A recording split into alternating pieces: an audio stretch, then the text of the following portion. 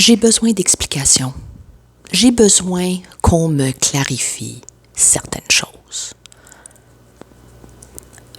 Quand nos élus font les déclarations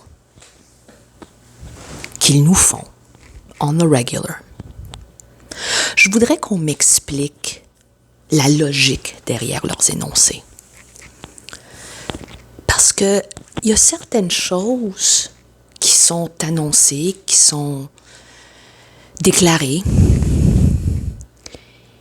qui sont absolument incohérentes. Par exemple, dire qu'il nous faut tout simplement un adulte dans une salle de classe pour commencer l'année scolaire. C'est un peu comme dire, il nous manque 3000 pilotes. On a juste à engager quelqu'un qui a un permis de conduire.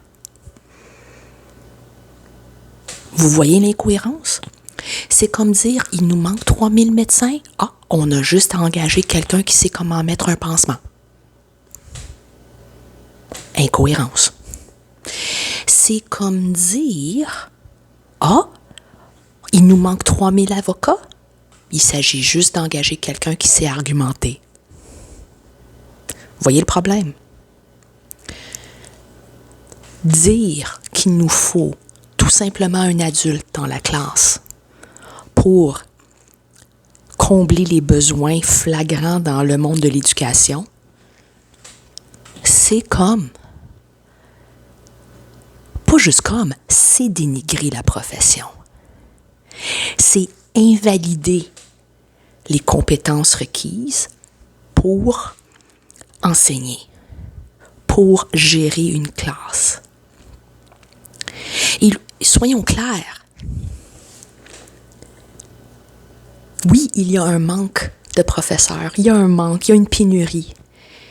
Mais dans le secteur anglophone, en ce moment, il y a des enseignants qui n'ont pas de tâches.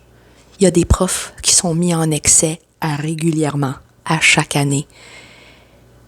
Et ces profs-là se cherchent des postes. Mais parce qu'il y a des obstacles, parce qu'il existe des obstacles, leur ancienneté n'est pas reconnue. Dans d'autres centres de services scolaires, c'est comme s'ils recommençaient à zéro. Mais il y a des profs. Il y a plein de profs qui ont besoin de job. Mais on ne veut pas reconnaître leurs années d'ancienneté. J'en ai déjà parlé. Et là, soyons clairs, je sais, je reconnais, il faut protéger ceux dans les centres de services scolaires qui ont déjà bâti leur ancienneté. Je le reconnais et je l'accepte. Mais il y a des profs qui se cherchent des jobs. Puis à cause des problèmes bureaucratiques, il y a des profs qui sont très talentueux, capables d'enseigner, qui ne se font pas engager à cause de problèmes bureaucratiques au niveau du ministère. Chut, on ne va pas le dire trop fort. Mais il y en a qui en parlent. À la radio, aux nouvelles, il y a des profs hautement qualifiés avec une tonne d'expérience qui ne se font pas reconnaître. Just saying. Je vais juste dire. Je voudrais aussi mentionner que lorsqu'on parle du téléphone cellulaire, il y a des problèmes majeurs quand on dit qu'il faut les bannir de la salle de classe. J'avoue que nous avons un problème. Il y a une dépendance, une grosse dépendance. Mon chat vient juste de se présenter, ça se peut que vous l'entendiez, mais c'est pas grave. On se parle entre profs, entre collègues, entre éducateurs.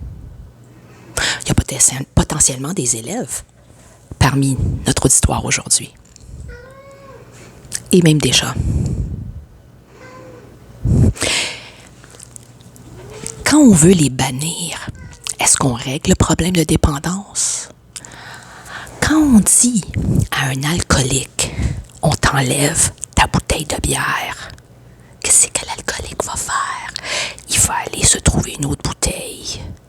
ça règle pas le problème. Quand on enlève à un toxicomane ses drogues, est-ce que ça règle le problème? Non. Il y a un problème. Oui, nous sommes tous dépendants.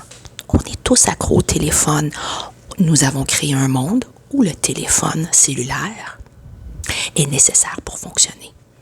Il y en a qui peuvent critiquer, argumenter contre ça, que non, on peut survivre sans le téléphone cellulaire.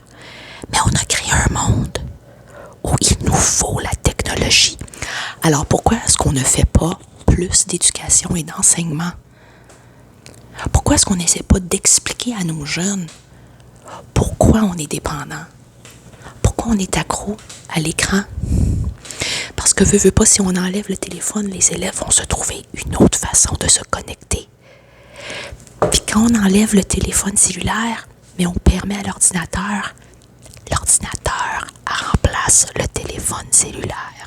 I'm just saying. Je vais juste dire, ça fait juste 25 ans que je suis prof. T'enlèves une distraction, les élèves en trouveront une autre. Donc c'est pour ça que j'aimerais ça qu'on m'explique de façon logique et cohérente pourquoi nos élus font les déclarations qu'ils font. Parce que je ne vois aucune cohérence, aucune logique. Mon chat vient d'éternuer. Je ne vois rien de raisonnable dans ce que nos élus déclarent. Mais apparemment, c'est une grosse job qu'ils ont. Hashtag sarcasme. C'est une grosse job. C'est pour ça qu'ils se permettent le salaire qu'ils se sont donnés. Parce que ils peuvent se permettre ces déclarations-là. Ils doivent faire ces déclarations-là. Ces déclarations-là sont nécessaires. Mais elles sont incompréhensibles. Elles sont incohérentes. Elles sont illogiques. Ça fait que Madame la prof a besoin d'explications, de clarifications. Est-ce qu'il y a quelqu'un ici qui pourrait me les donner? Parce que je ne les obtiens pas de nos élus. Sur ce, passez une excellente journée.